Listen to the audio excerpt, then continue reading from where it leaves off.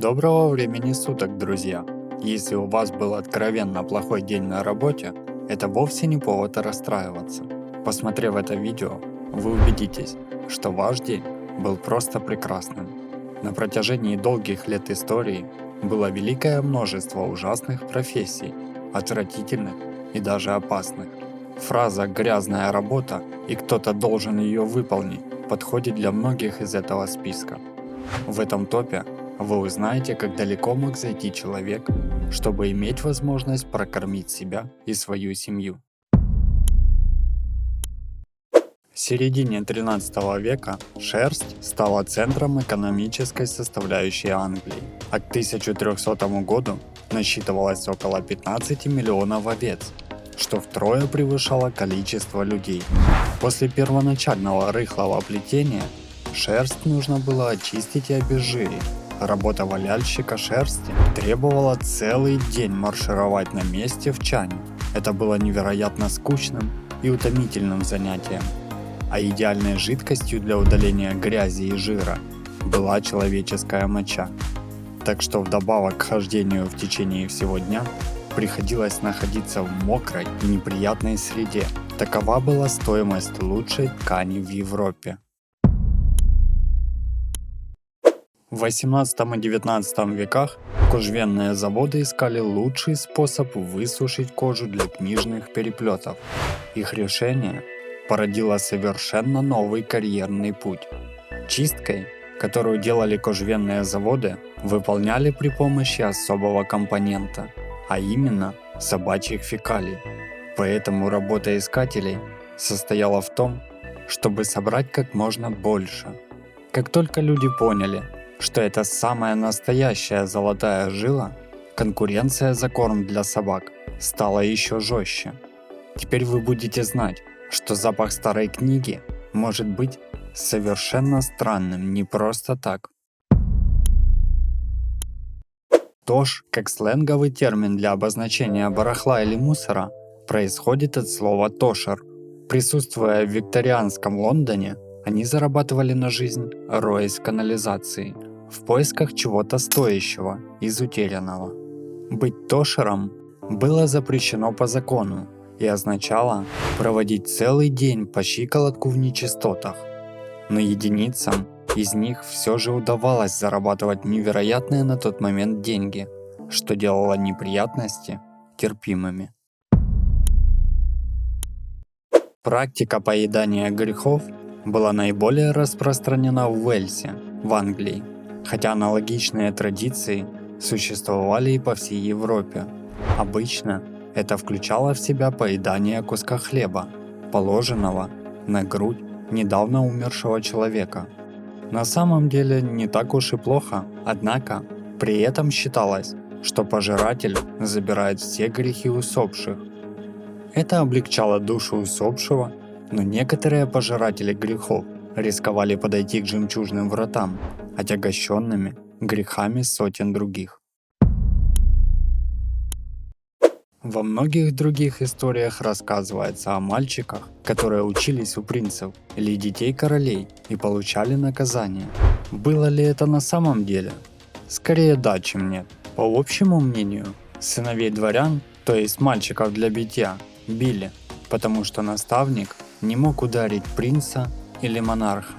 Данная профессия считалась очень и очень престижной, и вовсе не каждый мог устроиться на такую работу. Ведь за нее платили все же много, и такая работа способствовала сближению с королевской семьей. Средства, конечно, получали родители мальчиков для битья, а не они сами. Лайм имеет множество применений. Измельченный и нагретый до 800 градусов Цельсия в течение нескольких дней он производит негашенную известь, используемую кожевниками и красильщиками. Помимо жары, работа обжигателя извести была ужасно опасной. Негашенная известь едкая и бурно реагирует на воду. Она может испаряться и даже взрываться. Известь была настолько опасной, что иногда ее использовали как оружие, бросая во врага, чтобы вызвать болезненное жжение в глазах, рту или любом месте, где она соприкасалась с потом. До появления современной канализационной системы телесные отходы растущих городских населений были огромной проблемой. В Лондоне, например, как и многих других городах, были дома сервитутов с общественными туалетами. В конце XIV века Лондон насчитывал 16 таких с населением в 30 тысяч человек. Теории микробов, возможно, тогда и не существовало, но запахи уж точно были. Фермер Гонги, которых также называли ночниками, разрешалось работать только ночью, а главной задачей было выкапывать и вывозить все человеческие отходы из выгребных ям. Они проводили всю ночь в глубоких ямах по пояс, а то и по шею в человеческих экскрементах. Многие из таких работников болели или вовсе захлебывались. Для тех, кто выживал, эта работа, хоть и хорошо оплачиваемая, отбирала возможность общения, рукопожатия, не говоря уже об объятиях. Слово «петарда» происходит от французского «петер». Петарды часто представляли собой металлические устройства в форме колокола.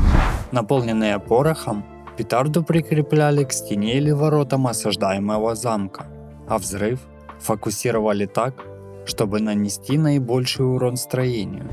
Петардье управляли этими чрезвычайно опасными и нестабильными устройствами. Они были подвержены убить самих себя, точно так же, как и повредить замок врага. Фраза «поднять с помощью собственной петарды», означающая, что вам помешает ваш собственный план, происходит от того, что петардье часто взрывались собственными бомбами. Основанная во время правления Генриха VII и отмененная только в 1901 году Эдуардом VII, роль конюха-табуретки требовала, чтобы ее владелец отводил монарха в туалет, проверил, что там происходит, а затем очистил царственное дно. Несмотря на очевидную неприятность, эта работа считалась одной из самых престижных должностей в королевстве, так как конюх находился в приближении к монарху и был в курсе всех событий, а также мог влиять на королевское мнение по любой теме. В 1665 году чума унесла жизни 69 тысяч человек в Лондоне. Постановления правительства требовали сбора и захоронения жертв в ночное время. Прихожане нанимали чумоносцев, которые по ночам ходили по улицам, собирая мертвых и помещая их в братские могилы на кладбищах. Они проводили длительные ночи среди жертв чумы и гниющих трупов, рискуя жизнью, и дни их проходили на церковном дворе в окружении тех же тел, потому что они обязаны были жить там, чтобы не заразить других. Друзья, каждая профессия очень важна, поэтому чем бы вы ни занимались и какие бы неприятности ни стояли у вас на пути, не стоит огорчаться и не сдавайтесь, вы обязательно преодолеете все трудности. Спасибо за просмотр и до скорой встречи.